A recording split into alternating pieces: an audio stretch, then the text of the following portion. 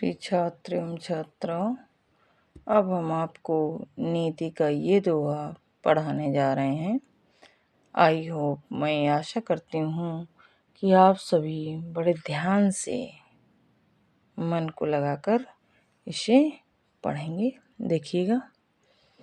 बढ़त बढ़त संपत्ति सलिलु, मन सरोज बढ़ी जाई।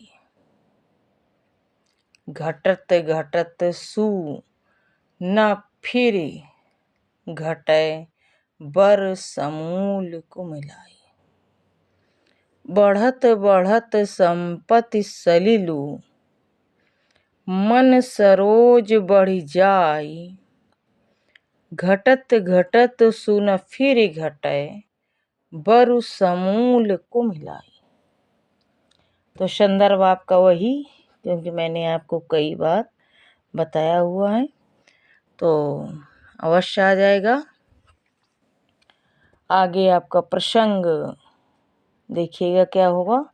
प्रसंग में आप लिखेंगे कि संपत्ति के बढ़ने पर मनुष्य की मन की इच्छाएं या लिखी अभिलाषाएं बढ़ जाती हैं।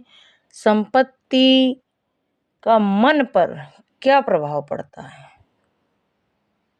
संपत्ति का मन पर क्या प्रभाव पड़ता है, या संपत्ति अपना असर मन पर क्या करती है? इस बात को बिहारी लाल जी ने बड़े ही अच्छे ढंग से समझाया है। यह लिखिए अत्यंत सुंदर भावों द्वारा व्यक्त किया है। तो देखिएगा आप सभी। अब जैसे आपका पद्यांश हो गया, माना कि अगर आता है कमल नाल की क्या विशेषता है, जैसे यहाँ लिखा है बढ़त बढ़त संपत सलिलु, मन सरोज बढ़ जाई, यानी सरोज मीन्स कमल। तो कमल की ये विशेषता है कि तालाब का जल बढ़ने के साथ साथ उसकी लंबाई भी बढ़ती जाती है। वह कमल को जल में डूबने नहीं देती, यानी कमल नाल मीन्स जो उसका क्या होता है, जिस पर कमल रहता है, यानी कमल को आश्रय प्रदान करने वाली डंडी को हम नाल बोलते हैं, जिस पर कमल टिका होता है।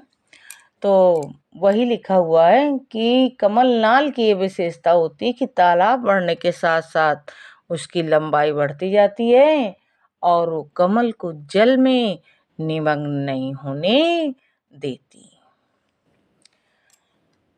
अब दूसरा क्वेश्चन, मनुष्य का मन कब समूल नष्ट हो जाता है? मनुष्य का मन कब समूल कुम्हला जाता है या लिखिए नष्ट हो जाता है?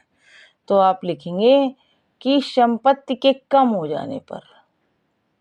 संपत्ति के कम हो जाने पर व्यक्ति की इच्छाएं कम नहीं होती, वरन उसका मन अभिलाषाओं के पूर्ण होने पर, इच्छाओं के पूर्ण न होने पर, बल्कि उसका मन अभिलाषाओं के पूर्ण न होने पर उदासी के कारण कुम्हला जाता है। ये आपको लिखना है बच्चों। तो आगे अब हम आते हैं व्याख्या की ओर। तो लिखिएगा, बिहारी जी कहते हैं बढ़त बढ़त संपत्ति सलिलु, जल रूपी संपत्ति, मनुष्य की जल रूपी संपत्ति बढ़ते बढ़ते मन सरोज बढ़ जाए, उसका मन रूपी कमल भी बढ़ जाता है। यदि व्यक्ति के पास संपत्ति कम है तो अपनी आवश्यकताओं को पूर्ण करता है, और संपत्ति अधिक है तो जाहिर सी बात है वो ऐच्छिक आवश्यकताओं को, यानी जो इच्छा से संबंधित हैं, ऐसी जरूरतों को पूरा करना प्रारंभ कर देता है। तो ये कब? जब संपत्ति हो उसके पास तब। अन्यथा वही हाल है कि रोटी कपड़ा और मकान, ये हमारी 3 आवश्यक आवश्यकताएं हैं। तो उसी प्रकार बिहारी लाल जी कहते हैं बढ़त बढ़त संपत्ति सलिलु, मन सरोज बढ़ जाए।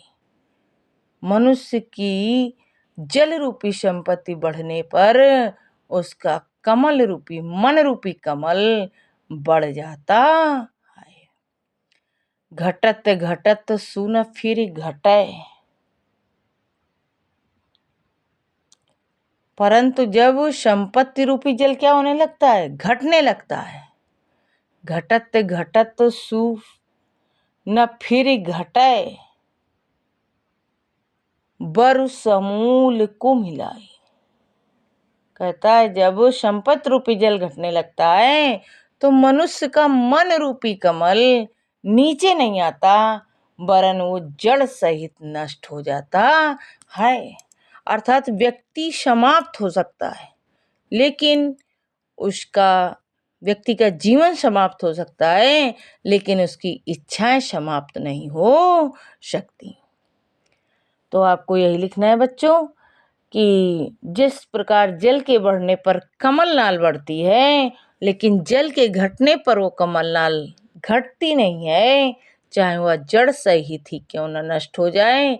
ठीक उसी प्रकार मनुष्य की मन रूपी इच्छाएं भी जल रूपी संपत्ति को पाकर कमल रूपी जो इच्छाएं हैं वो बढ़ती जाती हैं।